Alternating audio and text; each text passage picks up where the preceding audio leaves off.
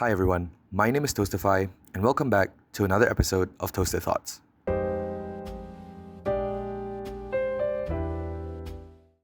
So for today, I think I wanted to talk a little bit about love and why we want to be loved. And I will start off by saying that love is complicated. That is a given. And it isn't linear as we all think it is. And I think a lot of us put a lot of emphasis on it being like a process, like a step-by-step process, when in reality, it's not even that.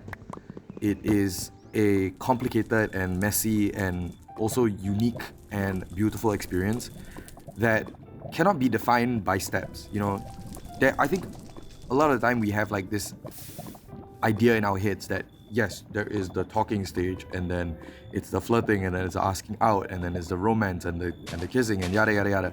And I feel like that's not that's not what it is.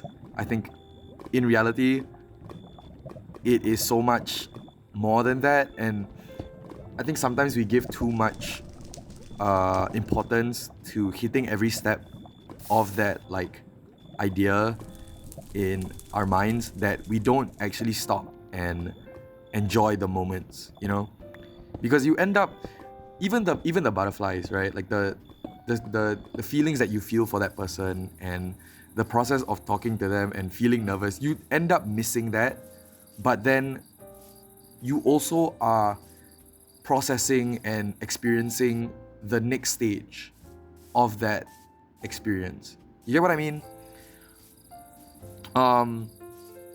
I feel also that in my experience, I've had my fair share of love, but it's never lasted. And I think I'm used to being disappointed now. And the saddest part about it is I think most of the time for me, when I realize that I'm putting in too much effort or that I feel like I'm being taken advantage of, I start to immediately lose feelings for another person, or I feel the need to cut off somebody else because I feel like I'm compromising too much of my own time and energy into a relationship that isn't even like reciprocating that energy back to me. And I think a lot of us fall into that trap of giving in and giving too much of yourself for another person because you want that love from somebody else. And the sad part about it is that sometimes you can try to communicate this with whoever you're dating or whoever you're having a relationship with, but there will always be pushback, right? And for the most part, when there is pushback, most people will back off. Unless you're just, mentally strong. And to that I say like, dubs to you, bro, you're the best.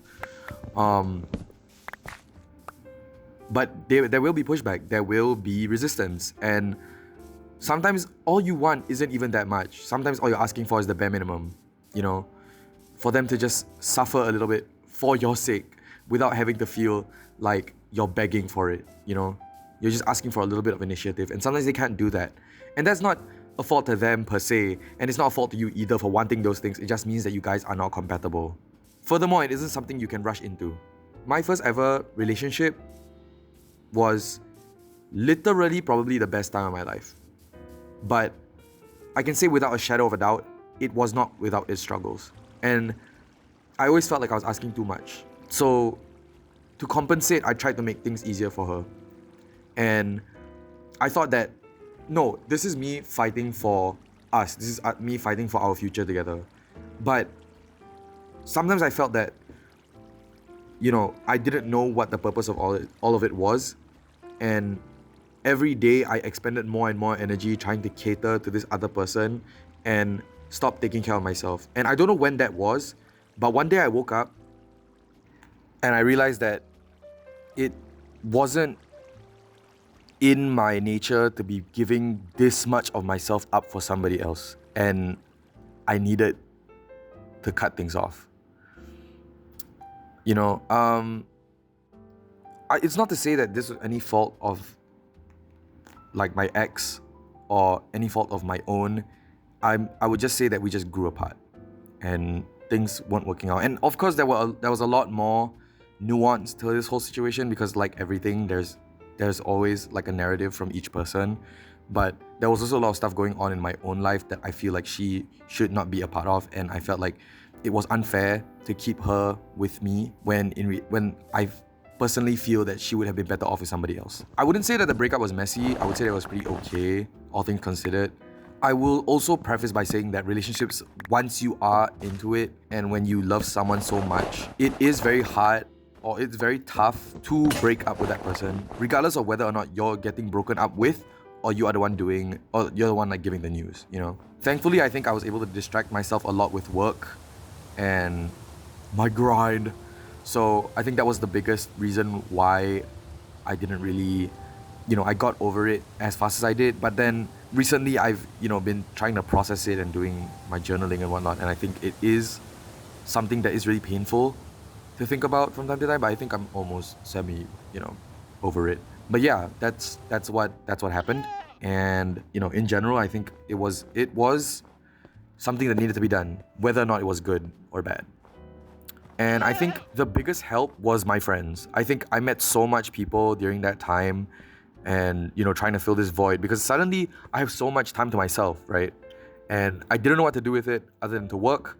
And so I can't stress enough how important it is to have a strong support group because my friends literally dunked me out of that hole that I was in. Relationships are very sticky and it's very messy and it's complicated and you are feeling a lot of these emotions. But I feel like the main takeaway is that you do not have to rush into it. What is meant for you will happen. Your time will come.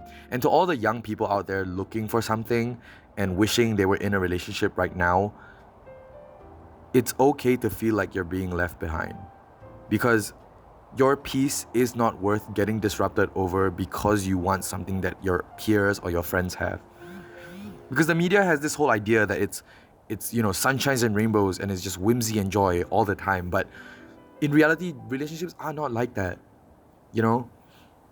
So going on dating apps and just, trying to find someone artificially, at the end of the day, just makes you look desperate. I was desperate. And the best way I think to find somebody is to work on yourself first, as Miles Morales once said, I'm gonna do my own thing. Go deeper into your hobbies. Talk to people, get to know people, be curious because eventually all that training will give you the confidence you need and people will notice. And when people notice, they get more curious about you because you're so passionate about something. Passion drives interest, and interest is the baseline of attraction. And so I don't know if you're realizing it, but these things happen and it becomes a domino effect and eventually you'll be so happy with yourself that when someone does become interested in you, you're able to be like, okay, do I really want this though? Because some of you have to realize that it takes a lot of time and energy to maintain a relationship, but it doesn't mean that you can't have one.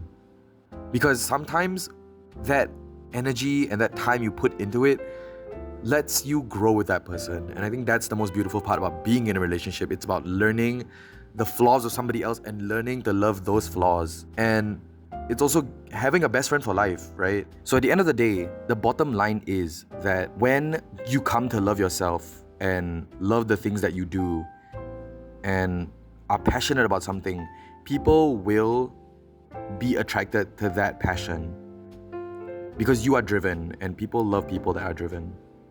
So the main takeaways for the video is to understand that love, that desire to be loved and to love somebody is perfectly normal.